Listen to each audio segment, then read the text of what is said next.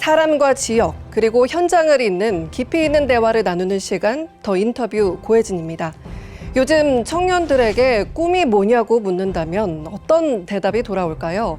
한때는 당연했던 질문이 이제는 조금 무겁게 느껴지는 시대입니다. 꿈을 말하면 곧바로 그걸 증명해야 한다는 부담감 때문은 아닐까 싶은데요. 꿈을 꾸기에 너무도 바쁘고 또 도전하기에는 너무 불안한 청년들의 문제를 풀고자 노력하는 분이죠. 경기도 미래세대재단 김현삼 대표와 함께 미래 세대들의 꿈을 견고하게 하는 법을 알아보겠습니다.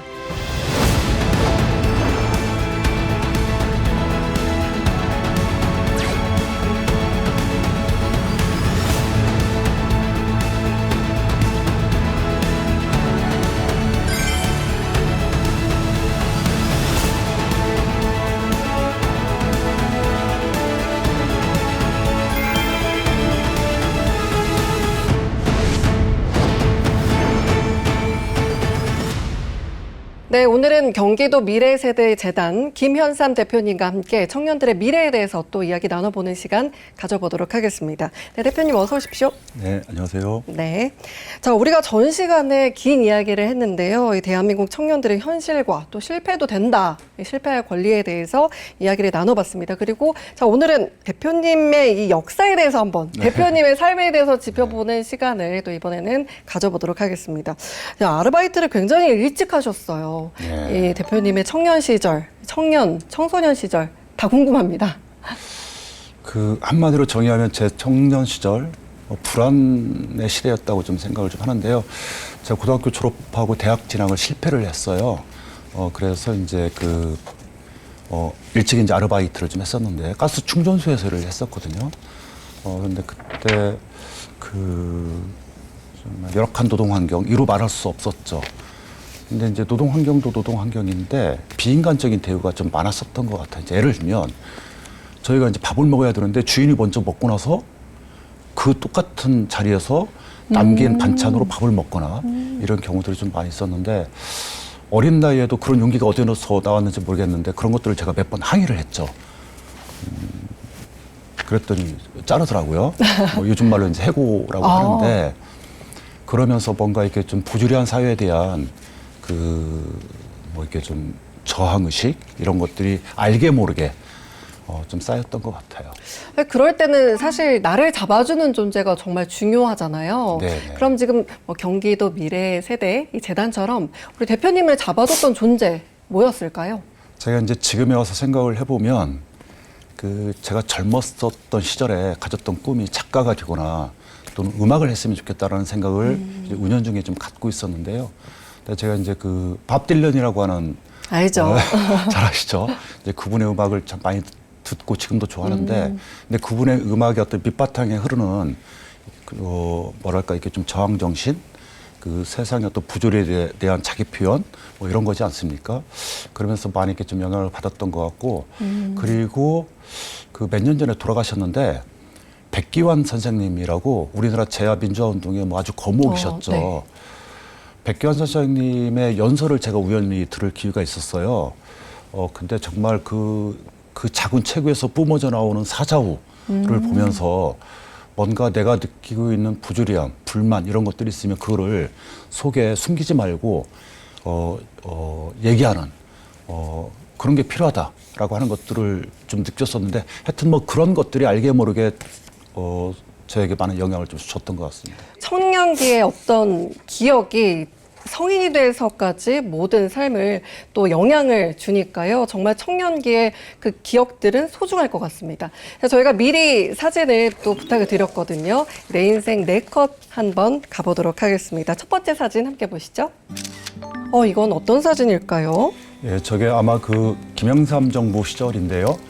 경실련 안산 지구라고 하는 단체에서 제가 이제 사무국장을 하면서 그 당시 사회적 화두가 지금도 아마 그런 것 같습니다만 검찰 개혁을 촉구하는 집회에 아마 시위에 앞장서서 나가는 모습 아닌가 좀 싶은데요. 제가 경실련이라고 하는 시민단체에서 한 10년 정도 일을 좀 했었습니다. 네. 그래서 우리 사회의 어떤 개혁해야 될 것들 또는 열심히 일하는 사람들이 제대로 대접받는 우리 사회가 됐으면 좋겠다라고 하는 것들 그리고 지역사회의 의견이 제대로 청취되지 않는 상태에서 무차별적으로 행해지는 개발들. 대표적인 게 제가 이제 안산에 사는데 시와호가 그랬던 거죠. 아, 네. 지역사회하고 아무런 의견 청취하지 않고 그냥 개발을 했잖아요. 그 피해는 오롯이 그 지역사회가 다 부담을 안게 됐고 그런 것들에 대해서 이렇게 좀 발언하자라고 하는 생각을 좀 갖게 됐었고 아마 그런 것들이 제가 이제 정치에 대해서 직간접적으로 관심을 갖게 됐던 그런 계기가 되지 않았나 이렇게 생각을 좀 합니다. 아니, 근데 고향은 또 전북이시라고 네, 들었어요. 네, 네, 네. 어떻게 경기도에 정착을 하게 되신 거예요? 제가 이제 군대 제대하고 대학을 가려고 생각을 했어요. 근데 대학을 가려고 하다 보면 학원비가 좀 필요하잖아요. 근데 안타깝게도 집에서 저한테 그런 학원비를 좀 대줄 만한 그런 형편은 좀 안 돼서 그러면 내가 직접 일을 해서 학원비를 좀 벌어야 되겠다고 해서 아는 사람의 그 추천으로 반월공단에 있는 제조업에 이제 네. 들어가서 제가 밀링기를 잡았었습니다. 네. 그게 요즘 뭐죠? 그게 이제 밀링기? 밀링기가 수유를 깎는, 수유를 깎거나 또는 이제 그 평평하게 이제 피는 이제 네. 그런 기계인데 제조업 현장에서 밀링기를 한 10년 동안 이렇게 좀 다뤘었죠. 네네. 학원비를 벌려고 한 2, 3개월 동안만 일을 좀 하려고 했었거든요. 네. 근데 제가 일했던 부서에서 큰 사고가 나면서 네. 같이 일했던 동료 중에 한 명이 손가락이 잘리는 걸 네. 제가 직접 현장에서 목격을 좀 했어요. 그래서 제가 이제 노동조합을 찾아갔죠. 네.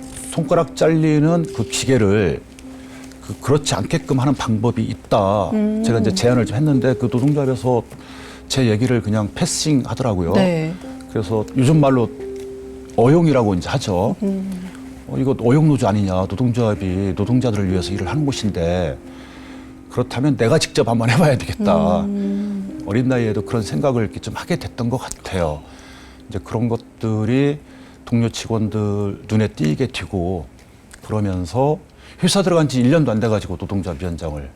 정말 빨리 하셨네요. 네. 그래서 그때는 네. 오해도 많이 받았어요. 왜냐하면 그 당시에는 이른바 이제 학생 운동 하시던 분들이 자기 신분을 숨기고 유장 취업을 해서 노동 운동을 하려고 현장에 들어오는 경우들이 많이 있었거든요. 저를 그렇게 본 거예요. 대학교에서 학생 운동을 하다가 노동 운동을 하기 위해서 현장에 들어온 사람으로 오해를 했었죠. 그러니까 청소년기에 이른 나이에 아르바이트 시작하시고 또 20살 초반에 지금 말씀하신 것처럼 현장에서 노동자로 또 이렇게 일을 하시고 그것이 또 시민운동으로까지 이어졌다고 들었는데요. 이 모든 활동을 통해서 얻은 이 대표님만의 보람 뭐가 있으셨을까요? 네.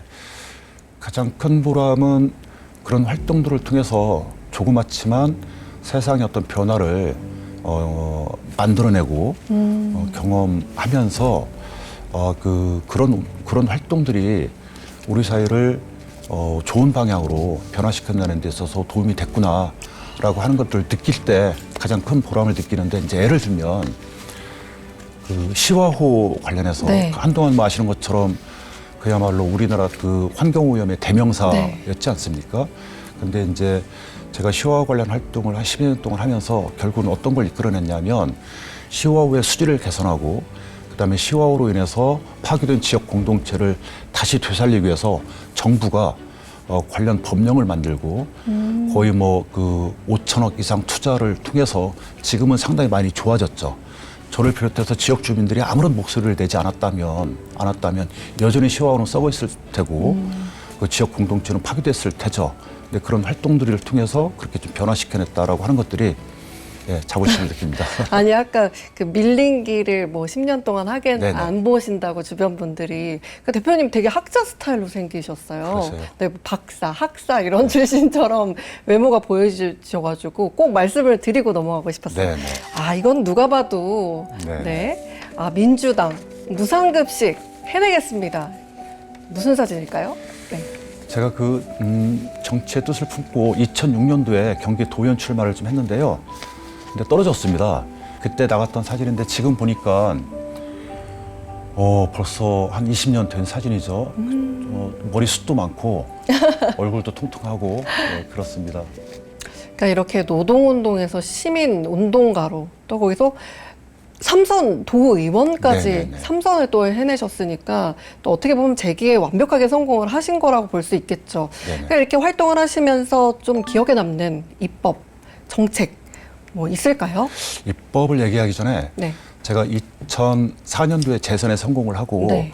제가 속한 정당의 대표를 했었거든요. 우리나라에서는 최초로 연정을 했는데 몇 개의 정당이 이를테면 같이 이제 정부를 꾸려서 이제 운영을 하는 것 이걸 보고 이제 연정이라고 하는데 네. 지역 정치는 우리 주민들의 삶에 직접적인 영향을 끼치는 그런 조례를 만들고 예산을 수립하는 그런 곳이기 때문에 선거가 끝난 다음에는 굳이 싸울 필요 없다.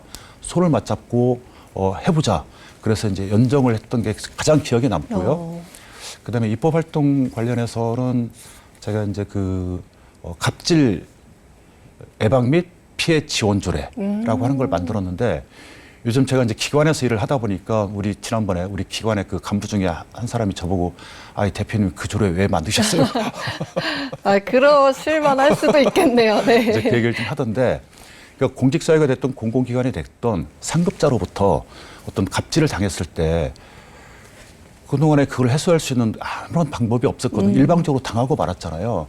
근데 이제 그런 것들이 아니라 그런 사례가 발생을 됐을 때 이를테면 긴급 지원을 하고 그리고 경우가 심하면 조사를 통해서 갑질을 행한 사람에 대한 이를테면 조사를 통해서 처벌을 하기도 하고 그러면서 조직 문화를 개선시키는 이런 것들을 저희가 좀 그동안 하고 있는데 이것에 기반이 된 게 이제 갑질 예방 및 피해자 지원 조례죠. 그게 이제 가장 지원에 남습니다. 의미 있는 활동을 진짜 많이 하셨네요. 고맙습니다. 네. 그럼 또 다음 사진 보겠습니다. 이건 지금 뭐 길게 줄지어 있는 사진 같은데 어떤 사진입니까? 단원고등학교라고 2014년도에 사흘호 사건 터졌잖아요. 네. 그때 많은 학생들이 피해를 입었었는데 그 단원고등학교 옆에 있는 초등학교 운동장입니다. 근데 이제 그 당시에 많은 국민들이 그 세월호를 통해서 희생된 아이들을 추모하기 위해서 이제 왔는데 너무나 많은 그 국민들이 와서 있을 곳이 없으니까 초등학교를 개방을 해서 그러니까 이제 추모하기 위해서 저렇게 줄을 서 있는 그런 사진인데요. 네. 저 사진만 보면 제가 좀 울컥하고 사실은 제가 저때 정치를 그만두려고 했었어요. 왜 그랬냐면 세월호 사건 제 지역구였거든요. 네, 알고 있습니다. 예, 그 사건 소식을 듣자마자 우리 동료 의원들하고 이제 그 진도로 내려갔는데 제가 할 수 있는 게 하나도 없더라고요. 그냥 눈에 보이는 건물이 무너졌으면 뭐 무너진 건물이라도 하나 이렇게 좀 드러낼 텐데 바다에서 이렇게 일어난 사고였잖아요. 제가 할 수 있는 게 아무것도 없어서 그때 너무나 무기력감에 빠져서 네. 그때 이제 정치를 그만두려고 했었던 뭐 그런 경험도 좀 있습니다만 너무, 다행히 주변에서 많은 분들이 경기도 의회에서 세월호 희생자들을 위해서 할 수 있는 것들이 있을 거다. 그래서 이제 그런 얘기를 듣고 다시 정치를 하기도 했었습니다. 침몰 1080일 만에 무태오른 세월호는 이제 본격적인 선체 조사를 앞두고 있습니다.